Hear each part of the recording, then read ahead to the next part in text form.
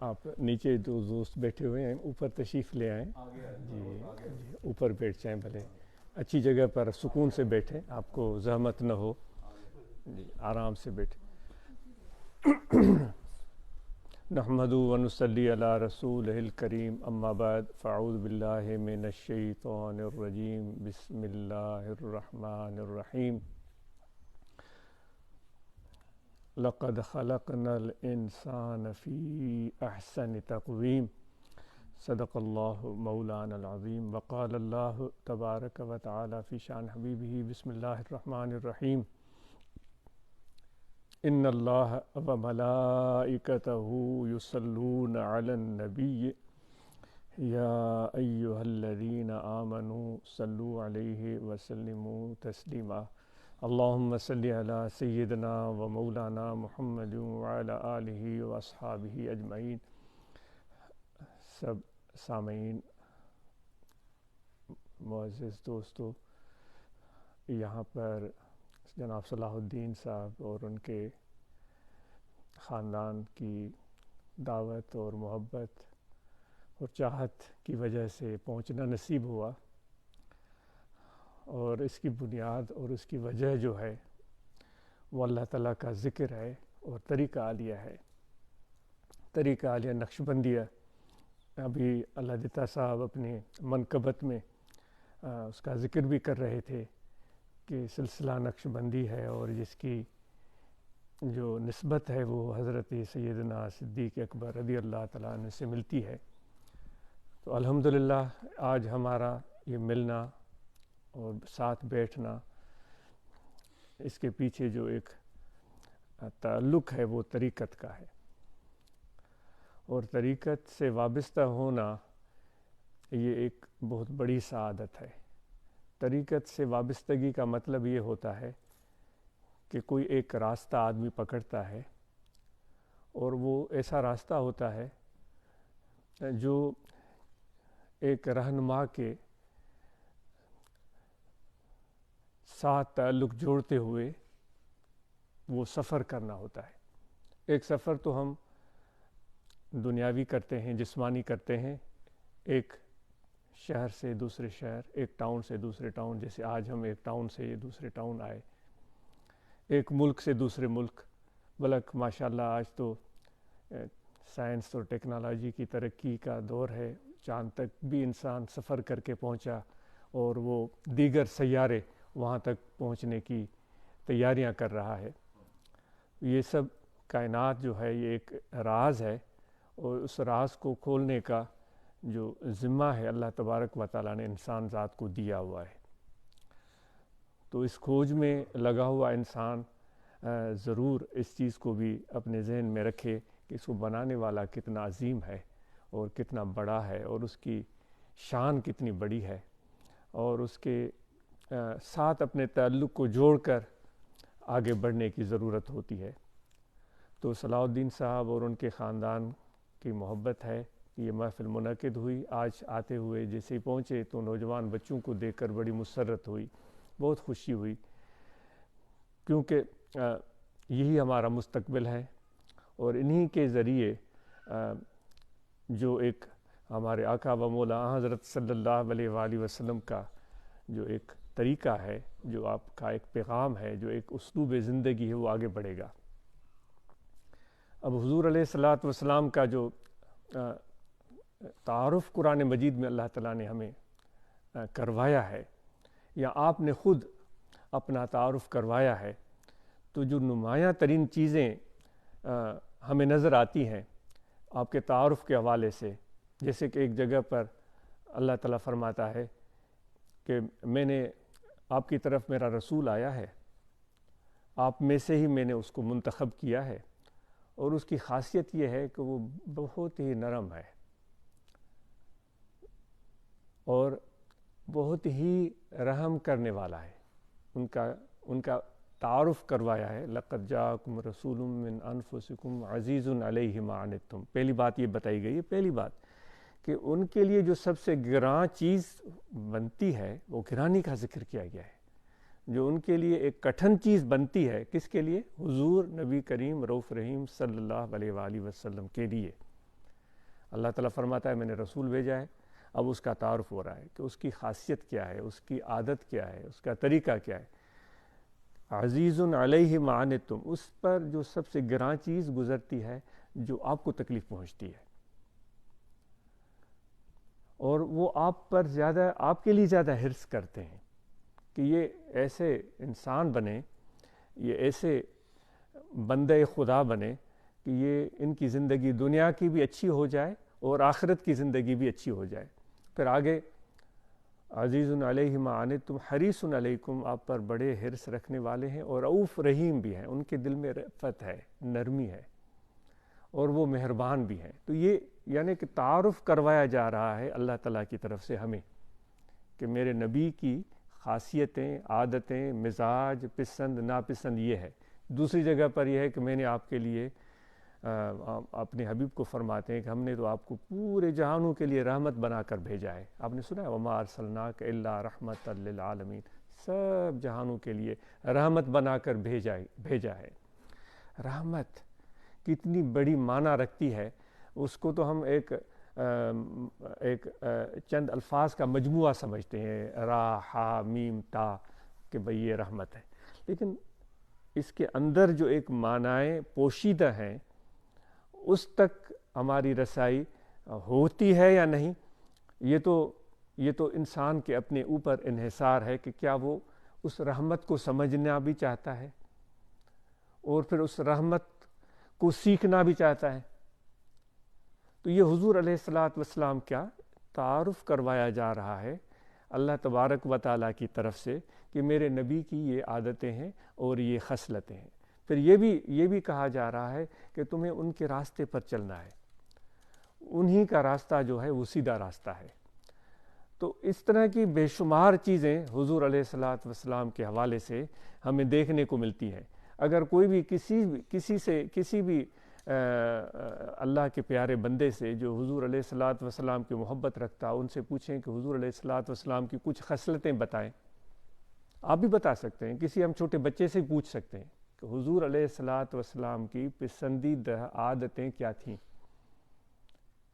تو آپ میں جتنے بھی احباب بیٹھے ہوئے، آپ سوچیں ایک لمحے کے لیے حضور علیہ السلام کی پسندیدہ ترین عادتیں، خصلتیں، طریقہ کیا تھا۔ آپ ایک لمحے کے لیے سوچیں، 2 چیزیں سوچ لیں، 3 چیزیں سوچ لیں۔ میں عاجز بھی جو میرے ذہن میں آ رہا ہے، چونکہ مجھے کہا گیا کہ آپ بولے تو اس وجہ سے میں عرض کر رہا ہوں، جو عاجز کے ذہن میں وہ بات آ رہی وہ بھی میں آپ کے سامنے عرض کر دوں گا، اور جو آپ سوچ رہے ہیں وہ بھی بڑی بامعنی بات ہوگی۔ تو حضور علیہ السلام کی جو ایک نمایاں ترین چیز نظر آتی ہے مکے والی زندگی میں، وہ نمایاں ترین چیز نظر آتی ہے کہ ایک آپ کی صبر، مشکل ترین صورتحال میں صبر۔ اس دن بات ہو رہی تھی جناب یعقوب صاحب کے گھر، تو شاید وہ ہم نے یہ گفتگو کی تھی کہ ہم جتنے بھی مسلمان ہیں ہمیں غور و فکر سے کام لینے کی عادت ڈالنی چاہیے، کوئی جلد بازی نہ کریں۔ ایک نقطہ وہاں یہ ذکر ہوا۔ آج گفتگو کا جو محور ہے ایک حضور علیہ السلام کے عادات، اخلاق اور طریقہ، اور دوسری بات ہے وہ بچے جو آج جیسے ہم یہاں پہنچے تو وہ چھوٹے بچے نظر آئے، گلدستہ بھی انہوں نے پیش کیا بڑی محبت سے، اور ان کے بڑوں نے ان کا تعارف بھی کروایا کہ یہ میرے فرزند ہیں، یہ نواسے ہیں، یہ پوتے ہیں۔ تو یہ دیکھ کر بہت خوشی ہوئی، کیونکہ جب بھی کسی ہم گلستہ میں جاتے ہیں، کسی باغیچے میں جاتے ہیں، تو اس باغیچے کے درخت بھی اچھے لگتے ہیں، وہ تو 40 سال کا بھی ہو سکتا ہے، 100 سال کا بھی ہو سکتا ہے، 200 سال کا بھی ہو سکتا ہے، اس سے بڑا بھی ہو سکتا ہے، لیکن جو ان کی چھاؤں بڑی زبردست ہوتی ہے۔ لیکن جو ایک حسن اور خوبصورتی کا جو ایک سما بندتا ہے، جو انسان کی آنکھوں کو کھینچتا ہے اور دل کو کھینچتا ہے، وہ اس باغیچے میں، اس گلستہ میں موجود چھوٹے چھوٹے پودے ہوتے ہیں، ان میں لگنے والے پھول اور کلیاں ہوتی ہیں، وہ انسان کی آنکھوں کو بھی بھاتی ہیں اور ان کے دل میں اچھا احساس پیدا کرتی ہیں، ایک بہار کا احساس ہوتا ہے۔ ایک بہار کا احساس ہوتا ہے. اور پھر انسان کی طبیعت جو ملول تھی ان رنگ برنگی پھولوں کو دیکھ کر، ان کلیوں کو دیکھ کر اس کے دل میں جو غمگینی کا احساس تھا دور ہو جاتا ہے. یہ اللہ کی شان ہے، لیکن وہ نظر ہونی چاہیے، وہ نظر ہونی چاہیے. اگر ہم ان کو کسی اور نظر سے دیکھیں کہ بھائی ان کو توڑیں گے اور پھر ان کو ہم جو ہے وہ بیچیں گے، یہ بھی ایک طریقہ ہے، ہم کرتے ہیں، یہ بھی ایک طریقہ. اگر اس نظر سے سوچیں کہ میں اس کو توڑوں گا، سونگوں گا اور ایسے مسلوں گا اور پھینک دوں گا، یہ بھی لوگ کرتے ہیں. یہ عادتیں ہیں. یہ تو انسان کو اللہ تعالیٰ نے ایک اختیار دیا ہے اس اپنی کائنات میں تصرف کرنے کا، اور پھر وہ کہتا ہے کہ تم جو بھی کام کرو گے اس کا رد عمل ضرور ہوگا. اگر اچھا کرو گے تو اچھا ہوگا. گندم ز گندم برایت، جو ز جو، از مکافات عمل غافل مشو. آج اتفاق سے سفر کا مہینہ ہے. ہمارے سلسلہ عالیہ کے پیشوا حضرت امام ربانی مجدد منور الثانی رحمۃ اللہ تعالیٰ علیہ کا عرس بھی انہی دنوں میں آتا ہے. تو وہ اپنے مکتوبات میں فرماتے ہیں کہ جب تم گندم کا بیج ڈالو گے تو اس سے گندم اگے گی. آپ میں سے بہت سارے لوگ، ہم پاکستانی تو اکثر زراعت پیشہ ہوتے ہیں، شہروں میں بسنے والے تجارت پیشہ ہوتے ہیں، لیکن جو دیہاتوں میں بسنے والے وہ زراعت پیشہ ہوتے ہیں. زراعت پیشہ لوگوں کا ایک اپنا مزاج ہوتا ہے، تجارت پیشہ لوگوں کا اپنا مزاج ہوتا ہے. زراعت پیشہ لوگ جو ہیں وہ شاید، ہو سکتا ہے میں صحیح نہ بول رہا ہوں، وہ ذرا جذباتی قسم کے لوگ ہوتے ہیں، ان میں ایک جوش ہوتا ہے.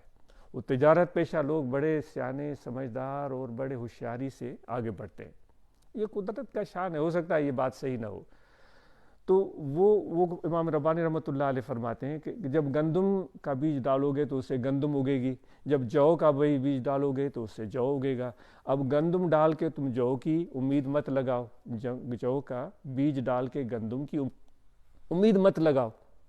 تو اللہ تعالیٰ نے یہ کائنات میں ہم سب کو اختیار کرنے کا موقع دے دیا ہے اور عقل بھی دے دیا ہے، لیکن یہ بھی کہہ دیا ہے کہ جو کچھ جہاں زمانے میں ہو رہا ہے، جو آپ کو نظر آ رہا ہے، وہ آپ کے عملوں کا قیا دھرا ہے. قرآن مجید میں اللہ تعالیٰ فرماتا ہے نا ہمیں، یہ جو بھی ہو رہا ہے وہ آپ کے عملوں کا قیا دھرا ہے.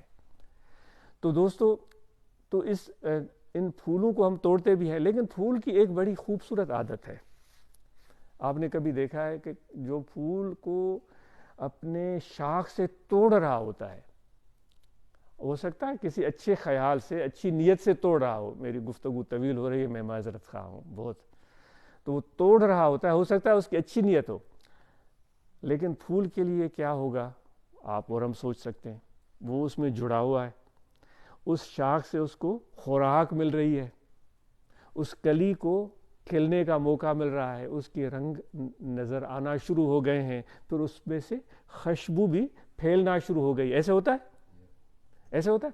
کیوں ہو رہا ہے؟ چونکہ وہ شاخ سے جڑا ہوا ہے. اب کوئی ہم میں سے آیا، اس نے اس کو توڑ دیا. یہ ہمارا اختیار تھا، ہم نے اپنا اختیار استعمال کیا. لیکن پھول کے لیے کیا ہوگا یہ تو ہمارے ذہن میں بھی نہیں ہوتا. صحیح غلط کو ہم چھوڑ رہے ہیں، ایک ایسا معمول ہم اس پر ڈسکس کر رہے ہیں جو روزانہ ہم کرتے ہیں. لیکن پھول کی ایک عادت بڑی اچھی ہوتی ہے. اس نے اس کو توڑ دیا، اب وہ اپنے اصل سے کٹ گیا. وہ رومی صاحب فرماتے ہیں نا، میں نے کسی ایک کو، وہ پہلا مثنوی شریف کا شعر ہے، بشنو از نئی حکایت می کنت وز جدائی ہا شکایت می کنت. یہ مثنوی کا غالباً آپ دیکھیں کہ پہلا شعر ہے. وہ کہتے ہیں دیکھو وہ بانسری کو دیکھو، وہ تمہیں ایک کہانی سنا رہی ہے. بانسری دیکھیں لوگ بجاتے ہیں، وہ ایک لمبا سا پائپ ہوتا ہے، اس میں سوراخ ہوتے ہیں اور اس کو پھونک دیتے ہیں اور پھر اس سے ایک لیدار اور مزیدار آوازیں نکلتی ہیں.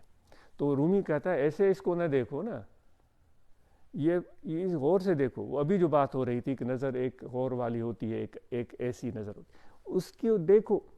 وہ ایک آواز جو دردیلی نکل رہی ہے، وہ اپنی کہانی سنا رہی ہے. وہ لے، وہ بانسری، وہ بتا رہی ہے کہ میں کہیں جڑی ہوئی تھی، کسی ایک شاخ سے جڑی ہوئی تھی، پھر مجھے کاٹا گیا، کاٹ کے مجھے لایا گیا اور پھر میرے اندر سوراخ کر دیے گئے. تو جو میں اپنے اصل سے ٹوٹی ہوں، ہم میں سے کسی کو خاندان سے الگ کر دیا جائے تو کتنا ہم تڑپتے ہیں نا، کتنا ہمیں درد ہوتا ہے. تو رومی کہتا ہے وہ جو اپنے اصل سے ٹوٹی ہے، اپنے خاندان سے ٹوٹی ہے، اور پھر اس میں جو سوراخ بنائے گئے ہیں، اس نے ان کے اندر ایک درد پیدا کر دیا ہے، اس کے اندر ایک سوز پیدا کر دیا ہے، اس کے اندر ایک اثر پیدا کر دیا ہے. جب اس کو پھونک دیتے ہیں تو لوگ تو ایسے ہی اس کے الاپ پر اش اش کرتے ہیں، لیکن وہ بانسری تمہیں کہانی سنا رہی ہوتی ہے کہ میں کہاں تھی، میں اس طرح تھی، سرسبز اور شاداب تھی، مجھے کاٹا گیا. یعنی یہ تو ایک لمبا قصہ ہے، اس کو چھوڑتے ہیں، ہم پھول پر آتے ہیں. تو پھول کو بھی کاٹ دیا گیا اپنے اصل سے. اب ہمارے لیے تو ایک کھیل ہے، لیکن پھول کے لیے کیا ہوگا؟ لیکن پھول کی عادت ایک بڑی اچھی ہوتی ہے. ہم نے ہاتھ میں لیا، تھوڑی دیر سونگیں گے، تھوڑی دیر سونگیں گے. کتنے ہیں ہم میں سے کہ پھول کو سنبھال کے رکھتے ہوں گے؟ یعنی نصیحت نہیں ہو رہی ہے، ایک عادت کا ذکر ہو رہا ہے. کتنے ہوں گے؟ سونگیں گے، سونگ کر پھر یوں مسلیں گے، پھر پھینک دیں گے. اب پھول گیا پاؤں کے تلے، لیکن پھول جاتے جاتے ایک کام کر گیا. وہ تو فنا ہو گیا، وہ تو ختم ہو گیا، لیکن اس نے اپنے آپ کی انگلیوں میں خوشبو چھوڑ دی. اس نے آپ کی انگلیوں میں اپنی خوشبو چھوڑ دی. اب بھولے سے کبھی آپ نے ایسے تھوڑا ناک کو صاف کیا، ارے سبحان اللہ، یہ تو میں نے 2 گھنٹے پہلے ہاتھ میں پھول لیا تھا، ابھی تک خوشبو ہے. دیکھیں ایک پھول کا کام. تو حضور علیہ الصلوۃ والسلام نے مدینہ میں رہ کر صبر سے کام لیا، برداشت سے کام لیا.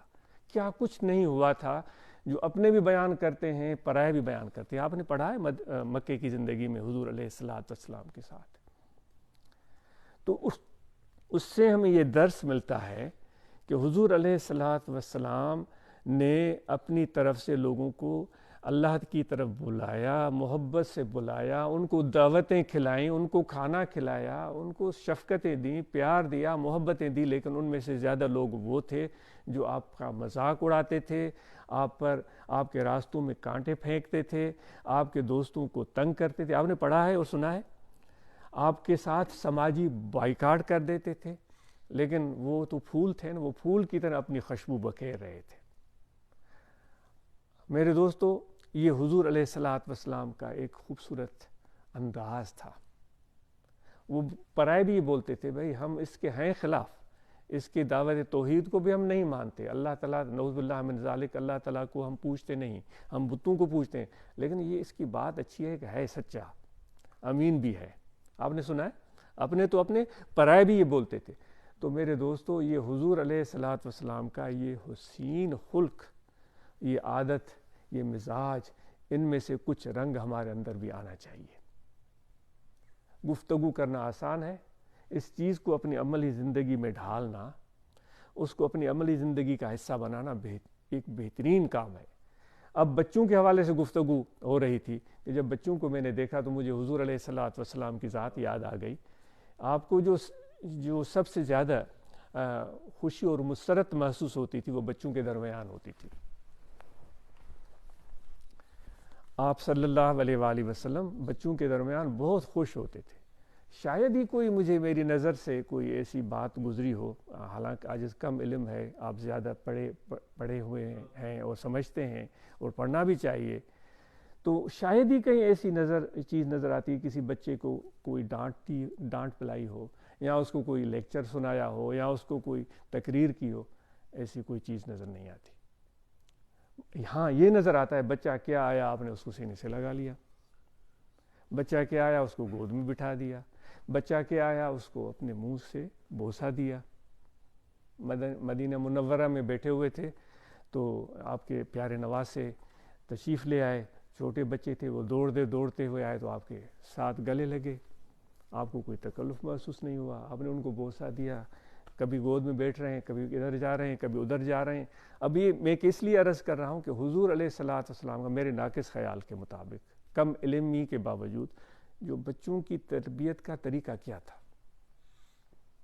ہم یہاں اس ملک میں بڑے پریشان ہوتے ہیں، میرے بچے جو ہیں نا وہ نیک ہو جائیں، وہ اچھے ہو جائیں، ہمارے جو بچے ہیں نا وہ ایسے ہو جائیں، وہ ایسے ہو جائیں، وہ ایسے ہو جائیں. ہم اس طرح سوچتے ہیں. کافی لوگوں سے باتیں ہوتی ہیں، جب اتنے زیادہ تو نہیں، کبھی کبھار ملاقاتیں ہوتی ہیں.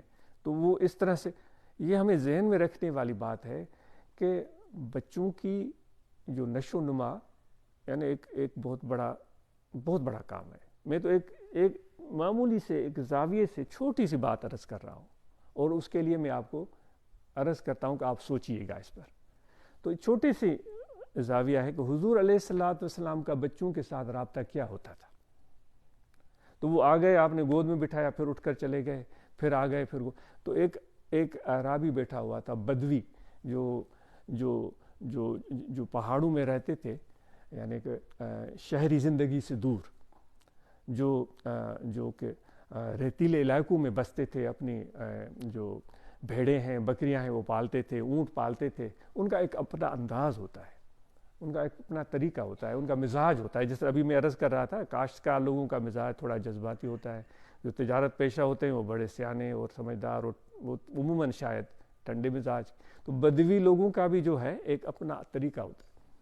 تو اس کو حیرت لگی, اور اس نے وہ چھوٹتے ہوئے کہا کہ آپ نبی ہیں اور آپ جو ہے بچوں کے ساتھ اس طرح کر رہے ہیں, بچوں کے ساتھ اس طرح کر رہے ہیں.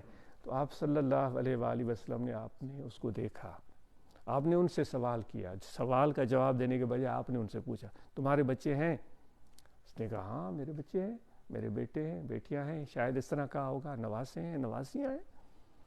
تو اچھا, تو آپ نے کبھی ان کو سینے سے لگایا ہے, کبھی ان کو بوسہ دیا ہے؟ اس نے کہا کبھی بھی نہیں. اس نے کہا کبھی بھی نہیں, طبیعتیں ہوتی ہیں نا انسان کی, ہم سب ایک جیسے تو نہیں ہو سکتے نا. اس نے کہا کبھی بھی نہیں. تو آپ صلی اللہ علیہ وآلہ وسلم نے کیا فرمایا؟ آپ نے فرمایا ہے میرے بھائی, خدا نے تیرے دل میں محبت نہیں رکھی ہے تو میں کیا کروں. تو جو بچوں کی تربیت کے حوالے سے گفتگو ہو رہی ہے, پہلے حضور علیہ الصلوۃ والسلام کے اخلاق, عادات اور مزاج کی بات ہو رہی تھی, اب بچوں کے حوالے سے. ایک موقع پر آپ کا یہ ذکر آتا ہے کہ آپ مدینے کی گلیوں سے گزر رہے تھے, تو آپ کے نواسوں میں سے ایک نواسا امام حسن یا امام حسین, وہ بچوں کے ساتھ کھیل رہے تھے. میرا بچپن گزرا ہے, میرے والد گرامی تھے اور انہوں نے بڑی شفقت فرمائی, لیکن مجھے یاد ہے کہ ہر شخص آ کر مجھے سمجھاتا بھی تھا, تم یہ کرو, یہ نہ کرو, وہ کرو. مجھے بہت عجیب لگتا تھا, میں پریشان بھی ہو جاتا تھا, میں روتا بھی تھا. تو بچپن کی باتیں ایسے میں برسبیل تذکرہ بتا رہا ہوں. تو آپ جب گزرے وہاں, تو امام آپ کے نواسوں میں سے ایک نواسا وہ گلی سے آ رہا ہے, بچوں کے ساتھ کھیل رہا ہے, آپ نے اس کو دیکھا, تو اس نے بھی آپ صلی اللہ علیہ وآلہ وسلم کو دیکھا, تو اس نے بھاگنے کی کوشش کی, تو آپ نے اس کو پکڑنے کی کوشش کی. دیکھیں یہ کتنا, یعنی ہم تو پرتکلف رہتے ہیں نا بھائی, میں تو جو ہے وہ ایک قابل آدمی ہوں, پروقار آدمی ہوں, اور مجھے اپنا ایک معیار قائم رکھنا ہے. یہ انسانی فطرت ہے, ہوتا ہے. اب کہ کہاں تک ہم صحیح ہوتے ہیں یہ سوچنے والی بات ہے, کہاں ہم غلطی کرتے ہیں یہ سوچنے والی بات ہے. تو آپ نے اس کو پکڑنے کی کوشش کی, تو وہ دائیں گیا تو آپ بھی دائیں گئے, وہ بائیں گیا تو آپ, صحابہ سب خاموشی سے دیکھ رہے ہیں, یہ کیا عجیب معاملہ ہے. تو پھر آپ نے آخر میں اس کو پکڑ ہی لیا اور سینے سے لگا ہی لیا. تو اگر ہم بچوں کی تربیت کرنا چاہتے ہیں تو یہ طریقہ ہے حضور علیہ الصلوۃ والسلام کی پیارے زندگی کا. ایک آپ خود پڑھیں گے آپ کو ملیں گی ایسی باتیں, بے شمار ملیں گی. آپ کی پیاری بیٹی سیدۃ النساء خاتون جنت فاطمۃ الزہرا رضی اللہ تعالی عنہا تشریف لاتی تھی, آپ اٹھ کر کھڑے ہو جاتے تھے. ہم کب کھڑے ہوتے ہیں اپنے بچوں کے لیے؟ ہم کب کھڑے ہوتے ہیں؟ اٹھ کر کھڑے ہو جاتے تھے, اور جہاں خود بیٹھے ہوتے تھے وہاں ان کو بٹھاتے تھے. تو میرے دوستو, اگر ہم بچوں کی تربیت کرنا چاہتے ہیں تو یہ ہے حضور علیہ الصلوۃ والسلام کا اسلوب اور طریقہ. تو اسی انداز سے جب وہ بچوں کی تربیت اور ان کی بڑھوتری ہوتی ہے تو پھر ان کے اندر ایک اعتماد پیدا ہوتا ہے, وہ اثر قبول کرتے ہیں, وہ عادتیں قبول کرتے ہیں, پھر وہ سیکھتے ہیں. تقریر سے وائے سے کچھ نہیں ہوتا. آج کل پاکستان میں ہم کتنی تقریریں کرتے ہیں, کتنے جلسے ہوتے ہیں. آج سے 20 سال پہلے اتنے نہیں ہوتے تھے, 25 سال پہلے اس سے بھی کم. اور جتنے پروگرام اور پروگرام پر پروگرام ہوتے ہیں, وہ ہزاروں لاکھوں لوگ ہوتے ہیں. نتیجہ کیا نکلتا ہے وہ بھی آپ کے سامنے, وہ صحیح ہے یا غلط ہے آپ خود اس پر سوچ سکتے ہیں. واللہ اعلم بالصواب. یعنی گفتگو اور تقریر سے بڑھ کر حضور علیہ الصلوۃ والسلام نے اپنے رویوں سے لوگوں کو سکھایا، آپ نے کر کے دکھایا۔ گفتگو آپ بھلے دیکھیں، ان کی تقریر ہوگی نا تو لمبے سے لمبی 5-6 منٹ سے زیادہ نہیں ہوگی۔ سب سے بڑا خطاب وہ ہے جو حجت الوداع پر آپ نے تقریر فرمائی ہے، جو ایک انسانیت کے لیے بہترین ایک راہ نجات ہے۔ تو دوستو یہ باتیں تھی، تو اس پر ہم غور و فکر کریں۔ اب ہم آتے ہیں اپنی محفل ذکر کے حوالے سے کہ جو ذکر ہے یہ ہمارے یہاں جمع ہونے کا مقصد ہے۔ اس ذکر سے ہمارے دل کو جلا ملتی ہے، ذکر سے ہمیں اللہ تعالیٰ کی محبت ملتی ہے، ذکر سے ہمیں دل کا سکون ملتا ہے، اور ذکر انسان کو اللہ تبارک و تعالیٰ کے قریب کر دیتا ہے۔ اللہ تعالیٰ فرماتا ہے فَاذْكُرُونِي أَذْكُرُكُمْ، پس تم مجھے یاد کرو تو میں تمہیں یاد کروں گا۔ تو جب اللہ تعالیٰ ہمیں یاد فرماتا ہے تو یہ کتنی بڑی عظمت اور کتنی بڑے شان والی بات ہے۔ عاجز ہمیشہ عرض کرتا ہے کہ ایک اللہ والے تھے، وہ فرماتے تھے کہ عرش عظیم پر جب بھی اللہ تعالیٰ مجھے یاد فرماتے ہیں تو مجھے فرش پر پتہ چلتا ہے۔ تو وہ لوگ ان سے عرض کرتے تھے کہ حضرت آپ کو کیسے پتہ چلتا ہے کہ عرش پر اللہ نے آپ کو یاد کیا؟ عرش تو خدا کا سب سے بڑا عرش تو مومن کا دل ہے۔ تو وہ فرماتے تھے کہ جب بھی میں نا کسی ذکر والوں کے ساتھ بیٹھ کر اللہ کا ذکر کرتا ہوں تو مجھے یقین ہوتا ہے کہ آج اللہ مجھے یاد کر رہا ہے۔ تو آج ہم ان دوستوں کی معیت میں بیٹھے ہوئے ہیں، تو آج ہم بھی یہ کہنے میں سوچنے میں حق بجانب ہیں کہ آج ہمیں اللہ تعالیٰ یاد کر رہا ہے۔ ہمارا یاد کرنا اچھا ہے، اللہ تبارک و تعالیٰ کو ہمارا یاد کرنا اچھا ہے، لیکن اس کا ہمیں یاد کرنا، اس خالق کا، اس مالک کا، اس پروردگار کا ہمیں یاد کرنا، یہ بہت ہی زیادہ اچھا ہے۔ ہمارا اس کو یاد کرنا یہ بھی اچھی چیز ہے، بڑی چیز ہے، لیکن اس اللہ کا ہم بندوں کو یاد کرنا یہ بہت ہی بڑی نعمت ہے، ان کو الفاظ میں ہم بیان نہیں کر سکتے۔ وہ شعر ہی کہہ سکتے ہیں جو شہ مرا برداشت از خاک، جب بادشاہ نے مجھے خاک سے اٹھا کر سینے سے لگایا ہے، یعنی کہ میں ایک عام آدمی تھا، میں گر گیا تھا، میں مٹی میں پڑا ہوا تھا، تو بادشاہ کا گزر ہوا۔ آج کے دور کی بادشاہی تو کچھ اور ہے۔ تو وہ بادشاہ جا رہا تھا، اس نے دیکھا ایک خاک سر بخاک بندہ پڑا ہوا ہے، تو بادشاہ اپنے گھوڑے سے نیچے اترا، پیچھے لشکری سپاہی خدمتگار سب موجود تھے، ان سے نہیں کہا کہ بھائی اس کو اٹھاؤ، وہ خود گھوڑے سے نیچے اتر کر میرے پاس آیا اور میرے ہاتھ میں ہاتھ دیا۔ اب دیکھیں، وہ مجھے جانتا بھی، بظاہر مجھے جانتا بھی نہیں تھا، ہاتھ میں ہاتھ دیا اور مجھے اٹھا کر کھڑا کیا۔ اب کتنے مرحلے ہو گئے، اور کھڑا کیا، اور یہاں بھی ختم نہیں ہوئی بات، اس نے کھینچ کے مجھے اپنے گلے سے لگا لیا۔ چوں شہ مرا برداشت از خاک، سزد گر گزرانم سرز افلاک۔ اب جب میں اتنی پستیوں میں تھا، زمین پر تھا، جب اتنے بڑے شان والے نے، سپاہ والے نے، نام والے نے مجھے اٹھا کر سینے سے لگایا، تو اب مجھے بھی یہ سزاوار ہے، مجھے بھی یہ اچھا لگتا ہے کہ اپنا سر آسمانوں سے اونچا کروں۔ سمجھ رہے ہیں نا آپ؟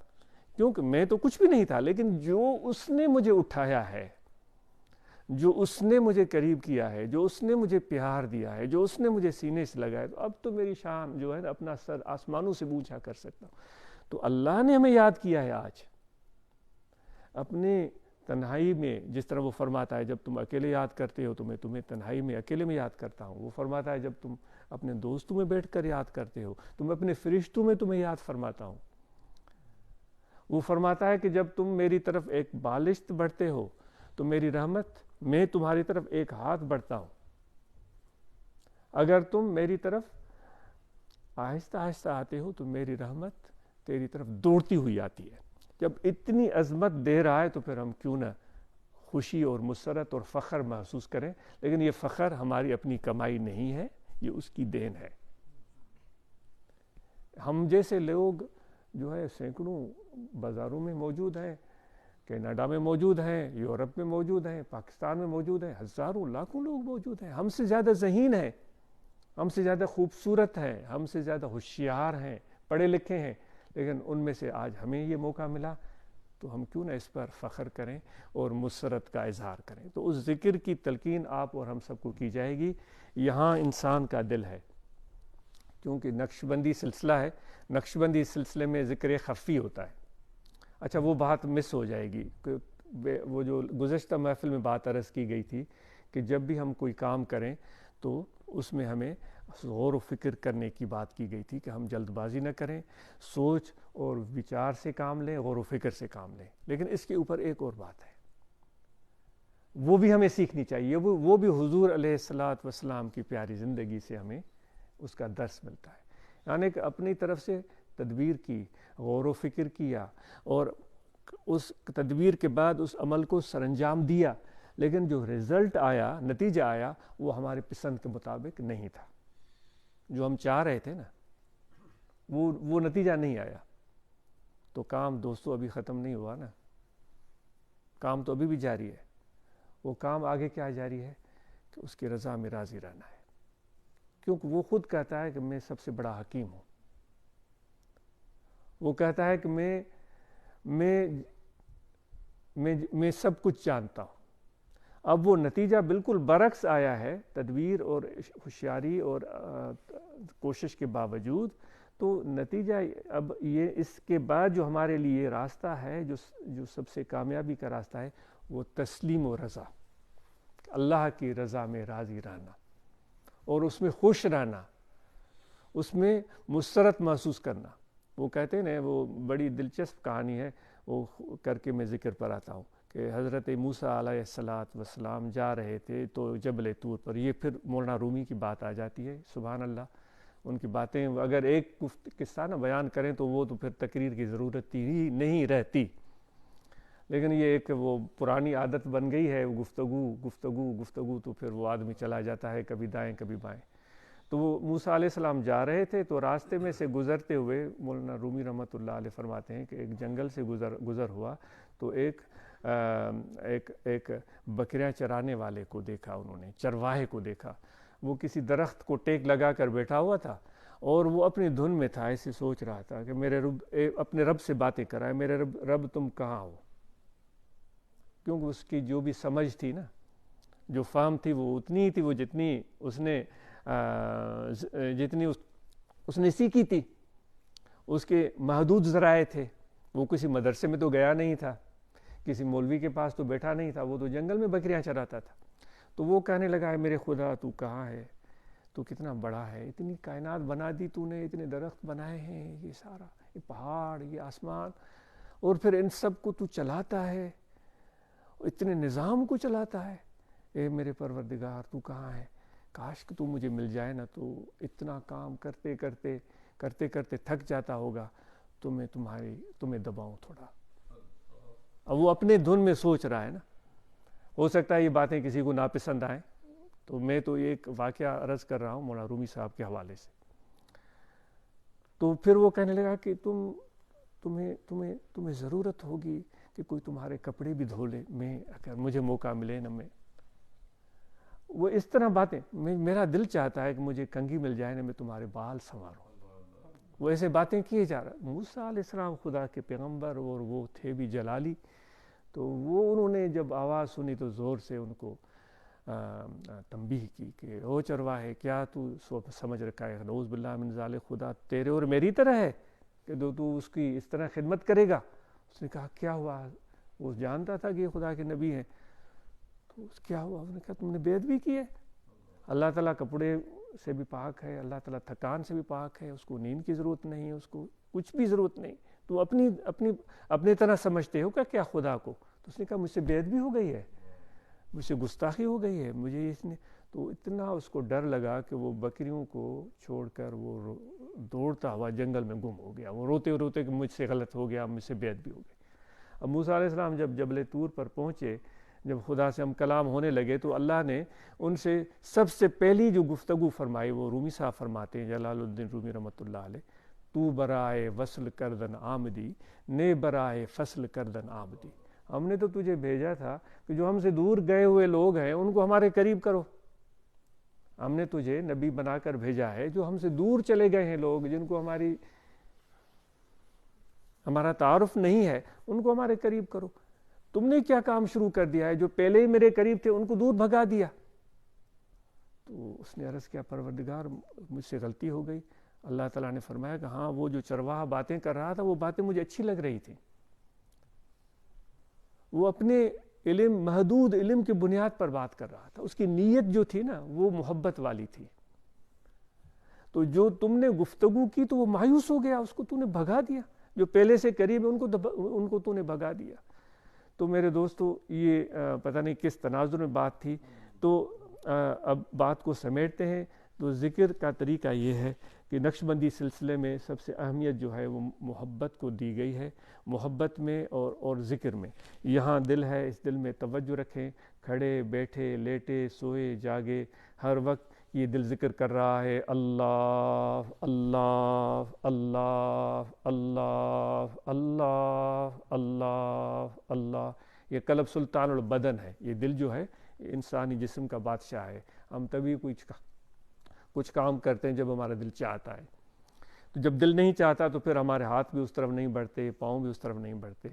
تو ہمارے مشائخ کہتے ہیں کہ بھلے زبانی ذکر بھی کرو، لیکن اصل جو کام ہوگا تمہارا وہ دل کے زندہ ہونے سے ہوگا، دل کے باخدا ہونے سے ہوگا، دل کے ذاکر ہونے سے ہوگا. تو دل میں اللہ کی یاد آ جائے. وہ اس طرح کہ جسے ہم گھڑی دیکھتے ہیں تو ہمیں ٹائم نظر آتا ہے، تو جب بھی دل کو دیکھیں نا تو ہمیں اللہ یاد آئے، دل کی طرف توجہ کریں تو اللہ یاد آئے. یہ مشق سے ہوتا ہے دوستو. وہ دن میں 2 بار یا 10 بار یا 15 بار. وہ آخر میں جنہوں نے ذکر نہیں سیکھا ہے تو ان پر قلب پر انگل رکھ کر ذکر کی اجازت دیں گے.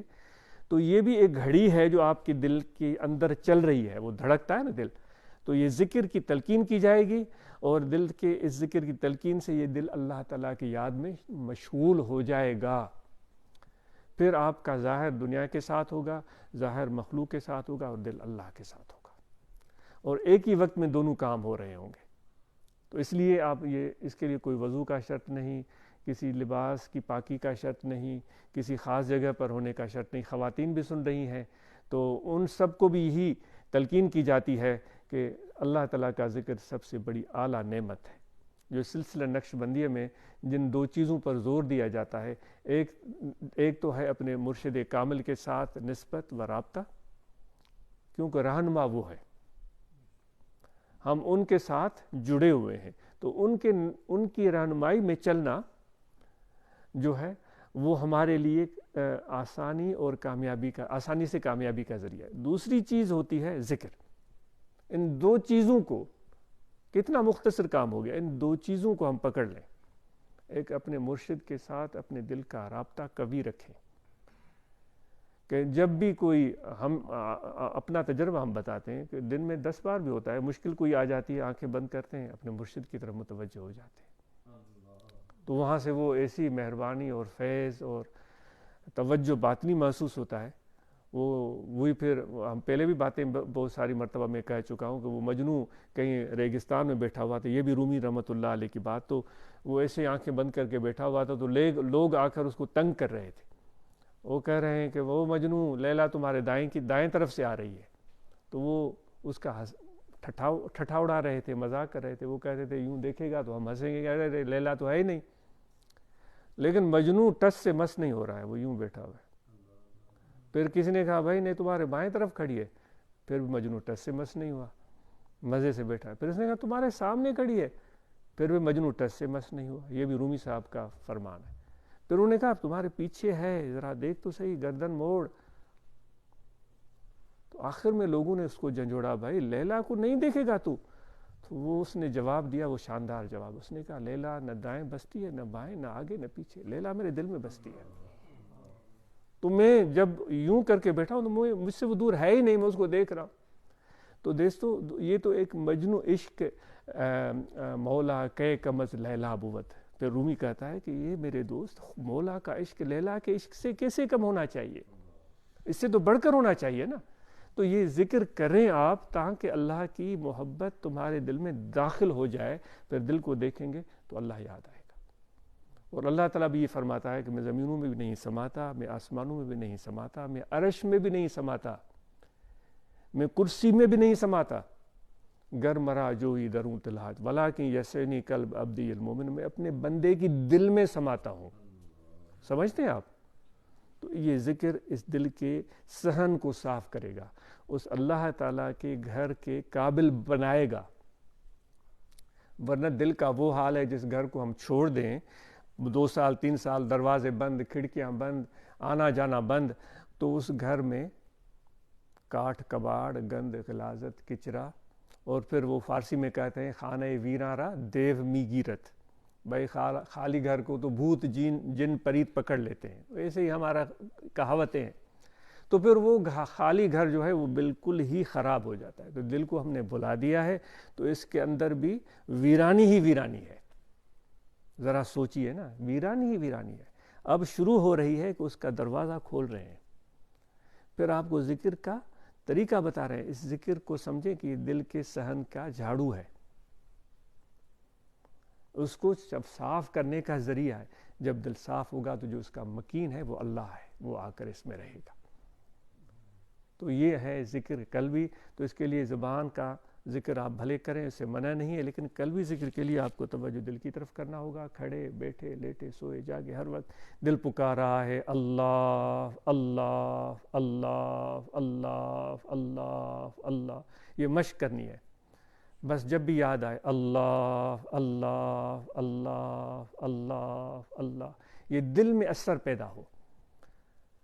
جس طرح وہ پانی کا قطرہ قطرہ قطرہ پتھر پر بھی گرتا ہے تو پتھر میں بھی سوراخ بنا دیتا ہے. آپ نے دیکھا ہے؟ تو یہ ذکر کی ضربیں انشاءاللہ اس دل کو بھی روشن کر دیں گے. اور مراقبہ کریں روزانہ کچھ ٹائم بلا ناغہ. ختم شریف ہم پڑھتے ہیں، آپ کو بھی سب کو اجازت ہے.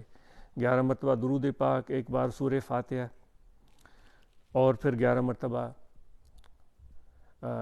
سورہ قریش، 11 مرتبہ سورہ اخلاص، قل واللہ احد، اور 25 مرتبہ آیت کریمہ ان رحمت اللہ قریب من المحسنین. پھر آخر میں 11 مرتبہ درود پاک پڑھ کر، یہ کوئی بڑا عمل نہیں ہے، صبح یا شام یہ ختم شریف حضور علیہ الصلوۃ والسلام کی بارگاہ میں پیش کر دیں، اور پھر ذکر کا دھیان رکھ کر کے آنکھیں بند کر کے اور مراقبہ کریں. تو ابھی ہم تھوڑا مراقبہ وہ کریں گے. اور نماز ہم پنجگانہ ادا کریں. تو وہ بھی ایک نماز پر بھی گفتگو میں آج اس کے ذہن میں تھی، لیکن چونکہ گفتگو طویل ہو گئی تو نماز ہم پابندی سے ادا کریں. رمضان کے مہینے میں ہم روزہ رکھیں. جو زکوٰۃ ہم صاحب نصاب لوگوں پر واجب ہے، یہ ان ضرورت مند لوگوں تک ہم پہنچائیں. اور حج ہم میں سے جس کسی پر فرض ہے تو حضور علیہ الصلوۃ والسلام کی پیروی میں وہ حج بلا دیر ادا کرے. جس پر فرض نہیں ہے اس پر ادا کرنا لازم نہیں ہے. اور جو پیرانہ سالی میں ہے، بڑی عمر میں ہے، تو وہ حج بدل بھی کرا سکتا ہے. دین تو پورے کا پورا آسانی ہے. اور اس کے ساتھ رابطہ رکھیں. رابطہ وہ ہمارے مرشد تھے حضور پیر قریشی رحمۃ اللہ علیہ، تو انہوں نے اپنے ایک دوست کو اپنی بکری دے دی تھی. تو وہ بکری ان کے پاس تھی. تو کچھ دنوں کے بعد اپنے دوست کو کسی خادم کو بھیجا کہ بکری لے آؤ. تو وہ گیا، اس نے کہا کہ بھئی مرشد نے کہا ہے کہ بکری واپس دو. تو وہ جو فقیر تھا وہ بکری کو اپنے بازو میں لے کر رونے لگا. تو وہ جو دوست کھڑا تھا اس نے کہا بھائی تمہیں کیا ہو گیا؟ یہ ہمارے مرشد کی بکری ہے، ہمارے حضور کی حضرت کی بکری ہے، تو کیا تم نے اپنی سمجھ لی ہے کیا؟ اس پر قبضہ جما لیا ہے کیا؟ اس نے کہا نہیں، بات یہ نہیں ہے، اس کی نسبت ہے ہمارے مرشد کے ساتھ. تو جب میں بکری کو دیکھتا تھا مجھے فیض ملتا تھا، تو مجھے روحانیت ملتی تھی. اب یہ ایک فیض ملنے کا ذریعہ میرے گھر سے جا رہا ہے، تو اس وجہ سے میں رو رہا ہوں. تو میرے دوست جب مرشد سے رابطہ ہوتا ہے نا تو پھر اس کی یاد سے وہ فیض ملتا ہے، وہ ایک سکون ملتا ہے، اس سے روحانیت ملتی ہے. تو نماز ہم پنجگانہ ادا کریں. اور صحبت اور رابطہ الحمدللہ جس طرح دوستوں نے آج منعقد کی محفل، اور اللہ تعالیٰ دوستوں کو جزائے خیر عطا فرمائے. آپ سب کا بہت شکریہ، آپ کی یہ خدمت قبول کرے، اور اس گھر میں برکتیں ہوں، رحمتیں ہوں. اس گھرانے کو اللہ تعالیٰ اپنی یاد کی توفیق عطا فرمائے. ہم سب کو توفیق عطا فرمائے، اور نماز کی ہمیں توفیق عطا فرمائے. آپس میں محبت، پیار سے، نرمی سے، برداشت سے رہنے کی ہمیں توفیق عطا فرمائے. اختلاف، انتشار، ناراضگیاں اور ناپسندیدگیاں یہ اللہ تعالیٰ اور اس کے حبیب صلی اللہ علیہ وآلہ وسلم کا طریقہ نہیں ہے. ہم تسلیم و رضا اور اللہ کے راضی میں راضی رہنا، جس طرح میں نے ابھی حضور علیہ السلام کا عرض کیا، وہ سیکھیں. تو انشاءاللہ ہماری زندگی میں اللہ تعالیٰ کی رحمت اور حضور کا فیض جو مرشد کامل سے ملتا ہے وہ ملتا رہے گا.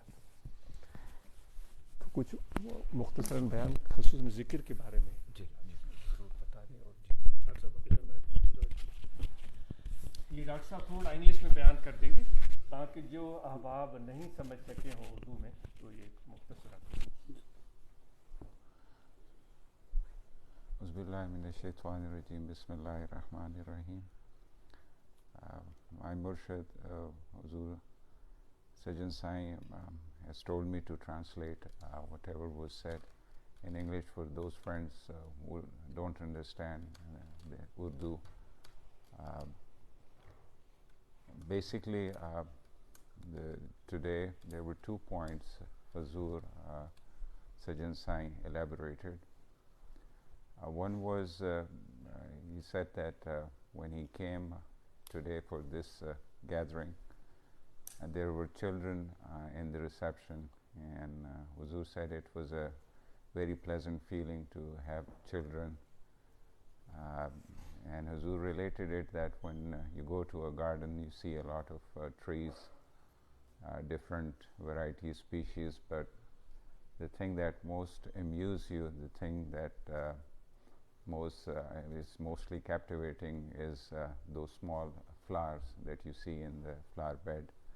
Although the trees, they are also adding to the beauty, but what you get by looking at those flowers, it's a wonderful feeling. So Huzur also was very happy to see the children. They are our future, and they are something, a source of pleasure for us. The second thing Huzur elaborated upon is the introduction of Huzur Pak Sallallahu Alaihi Wasallam by Allah Subhanahu wa Ta'ala. And Allah Subhanahu wa Ta'ala introducing Huzur Pak Sallallahu Alaihi Wasallam different traits of personalities, but what was elaborated is love and affection for humanity, regardless of faith, race, and the second was the patience of Huzur Pak Sallallahu Alaihi Wasallam.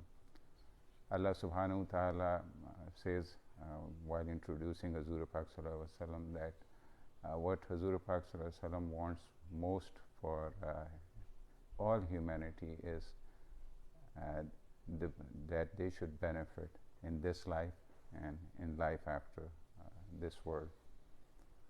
And this all comes out of love and affection towards humanity, and also towards children, as my Murshid was stating incident in which I'm not sure it was Imam Hassan alayhi salam or Imam Hussain alayhi salam. They were playing in the street, and Huzur Pak Sallallahu Alaihi Wasallam started when either Imam Hassan or Imam Hussain alayhi salam saw Huzur Pak Sallallahu Alaihi Wasallam, he ran away, and Huzur Pak Sallallahu Alaihi Wasallam in joy also chased and followed him. It shows the simplicity of Huzur Pak Sallallahu Alaihi Wasallam, and the very informal approach, behavior when it comes to affection and showing love. There was no values, simplicity was the most important thing. It was not that Huzur Pak Sallallahu Alaihi Wasallam thought that my stature being a prophet, I have to behave formally, and simplicity was the basic thing. And he ran Huzur Sallallahu Alaihi Wasallam after and got hold of the child and hugged him with love. So this was the nature. Another incident is that in a gathering there was a child coming and sitting in Huzur Sallallahu Alaihi Wasallam lap, and after some time the child was run back again. And in the mahfil there was a Normaid also. They have their own personality traits, nature. Everybody has different personality, so they are he got a bit angry, and he said that you are a prophet and this child is coming and bothering you again and again. So Huzur Pak Sallallahu Alaihi Wasallam asked him, do you have children?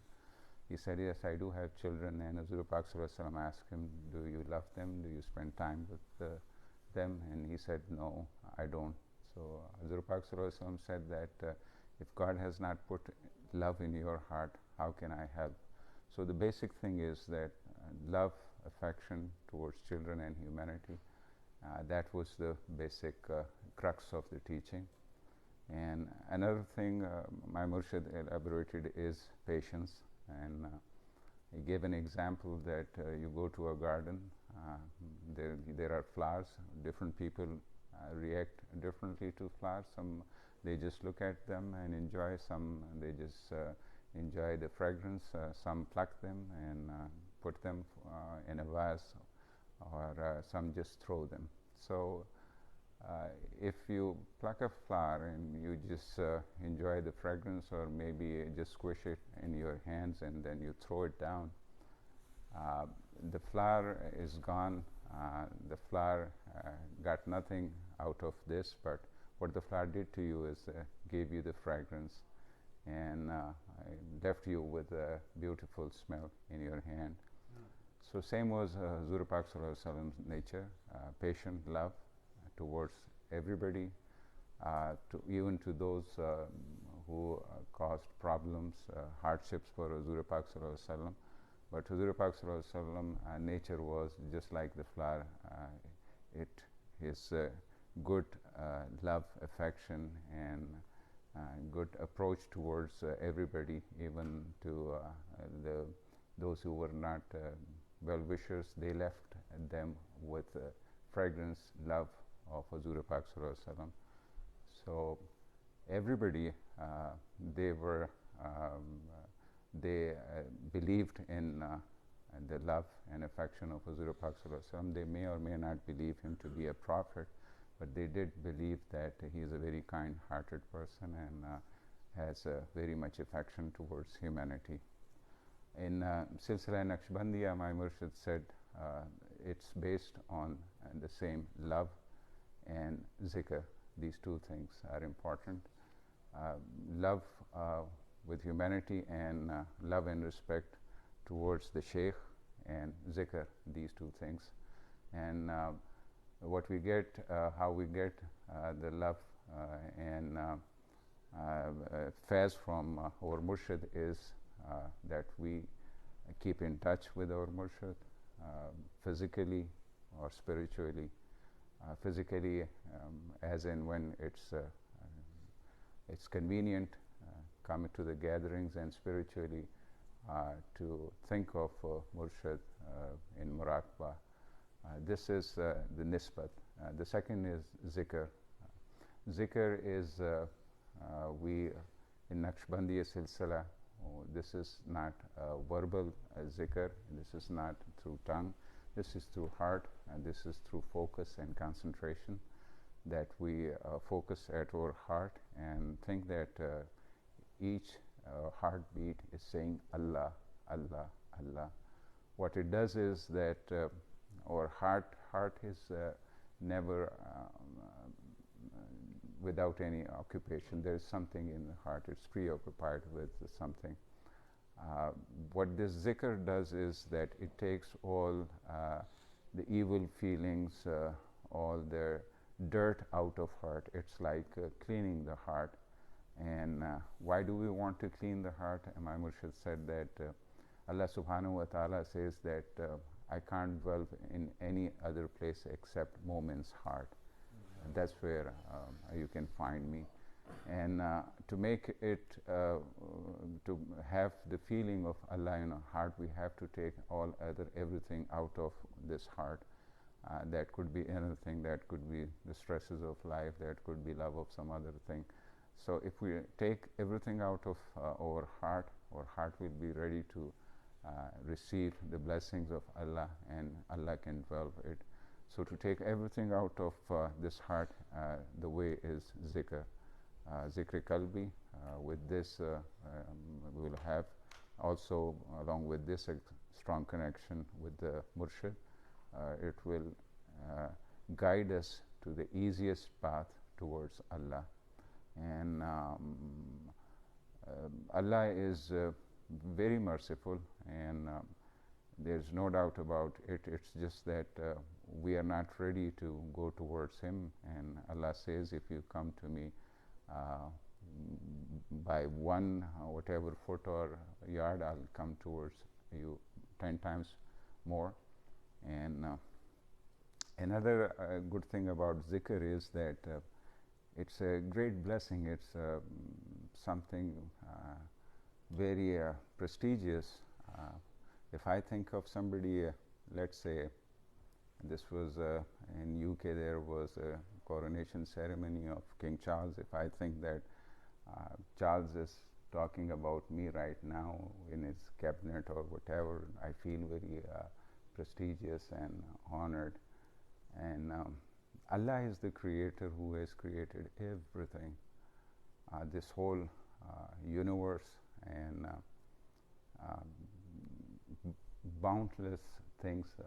There are no boundaries of time and space, and He is the creator of everything, and it's a great honor, and there is no doubt about it that when we talk about Allah,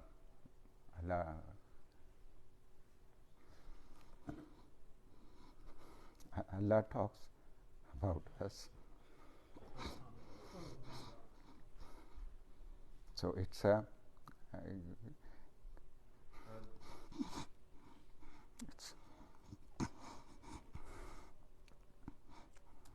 sorry. It's a great blessing. That's all. Thank you.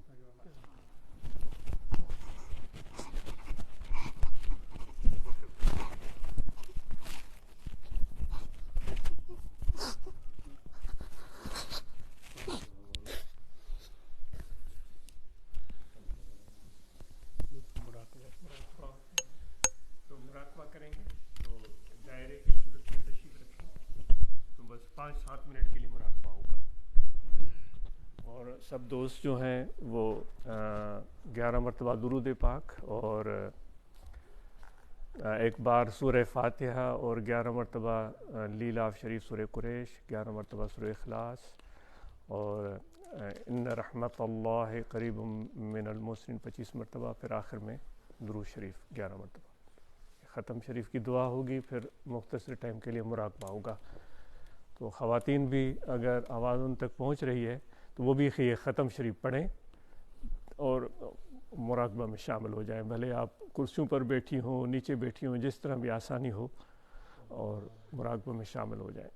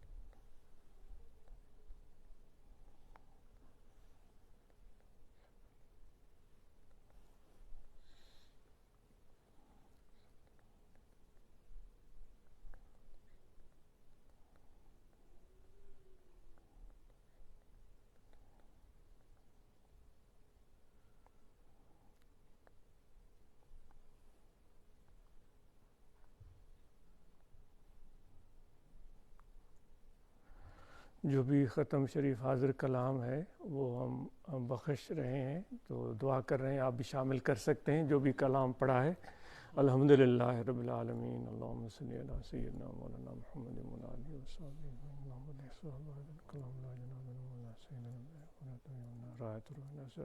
محمد رسول اللہ صلی اللہ علیہ وآلہ وسلم وعلی جناب آل طیبین الطاہرین وأہل بیتہ ومعصوماتہ وعترتہ وعشیرتہ وذریاتہ وازواج مطہرات جناب ائمۃ الاطہار وجناب انوار اللہ تعالی علیہم اجمعین وعلی جناب خلفاء الراشدین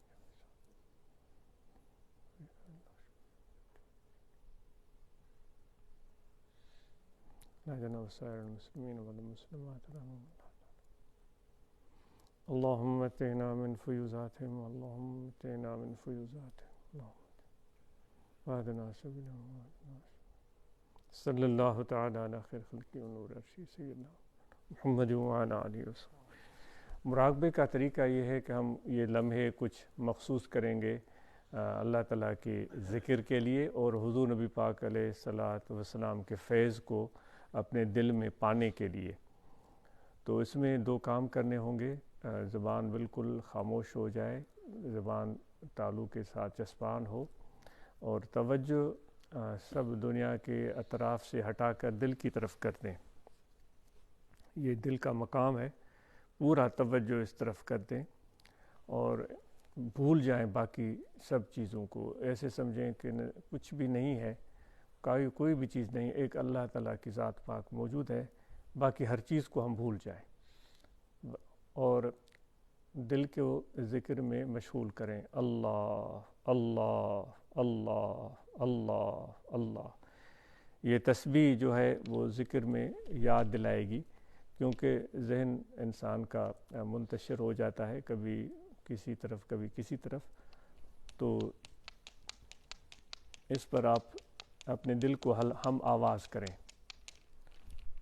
اس کو ہمارے مشائخ نے رواج دیا ہے، ایسے سمجھیں یہ دل میں ذکر ہو رہا ہے، اللہ اللہ اللہ اللہ۔ دوسرا کام یہ کرنا ہے کہ حضور نبی پاک علیہ الصلاۃ والسلام کا وہ فیض، وہ توجہ جو ہے وہ حضرت صدیق اکبر رضی اللہ تعالیٰ عنہ اور مشائخ نقشبند اور مرشد کامل کے سینے سے وہ نور، وہ روشنی، وہ توجہ ہمارے دلوں کو مل رہا ہے، دل ہمارے روشن ہو رہے ہیں۔ تو یہ دو چیزیں ہیں جو مراقبہ میں ہم نے پریکٹس کرنی ہے، ایک ذکر اللہ اللہ اللہ، اور حضور علیہ الصلاۃ والسلام کا فیض مرشد کامل کے سینے سے ہمارے دلوں میں آ رہا ہے، اور اپنے گناہوں کو ہم یاد کرتے ہوئے اپنے آپ کو پرخطا و پرعیب سمجھیں، عاجزی اور انکساری دل میں آئے گی تو اللہ تعالیٰ کی رحمت کا نزول بھی ہوگا اور حضور علیہ الصلاۃ والسلام کے فیض کی آمد بھی ہوگی۔ تو اس میں تھوڑی یعنی قرآن مجید کی تلاوت بھی کی جائے گی، اور حضور علیہ الصلاۃ والسلام کا نعتیہ کلام، کچھ نصیحت کے اشعار، تاکہ ہمارے دل میں اور محبت اور رقت، نرمی پیدا ہو، تو اس سے فیض حاصل ہوتا ہے۔ تو سب دوست آنکھیں بند کر لیں، بالکل آنکھیں بند کر لیں اور توجہ دل کی طرف کر دیں۔ اللہ اللہ اللہ اللہ اللہ اللہ اللہ اللہ۔ اعوذ باللہ من الشیطان الرجیم، بسم اللہ الرحمن الرحیم۔ لقد جاءكم رسول من أنفسكم عزيز عليه ما عنتم حريص عليكم بالمؤمنين رؤوف رحيم۔ فإن تولوا فقل حسبي الله لا إله إلا هو عليه توكلت وهو رب العرش العظيم۔ آمنت بالله صدق الله مولانا العظيم وصدق رسوله النبي الكريم۔ اللہ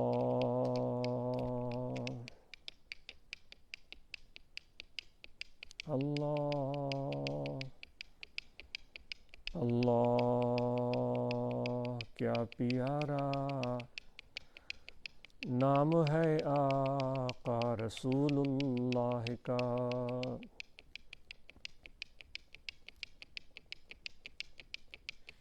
ہم دوبارہ دیکھ لیں گے روضہ رسول اللہ کا۔ کون کہتا ہے کہ خالی جائیں گے دنیا سے ہم، کون کہتا ہے کہ خالی جائیں گے دنیا سے ہم، ساتھ میں لے جائیں گے کلمہ رسول اللہ کا۔ کیا پیارا نام ہے آقا رسول اللہ کا۔ ہم دوبارہ دیکھ لیں گے روضہ رسول اللہ کا۔ حشر کی گرمی سے مت گھبرائیے مومنو، حشر کی گرمی سے مت گھبرائیے مومنو، ہوگا سایہ ہم پہ پیشوا رسول اللہ کا۔ کیا پیارا نام ہے آقا رسول اللہ کا، ہم دوبارہ دیکھ لیں گے روضہ رسول اللہ کا۔ اللہ اللہ اللہ اللہ۔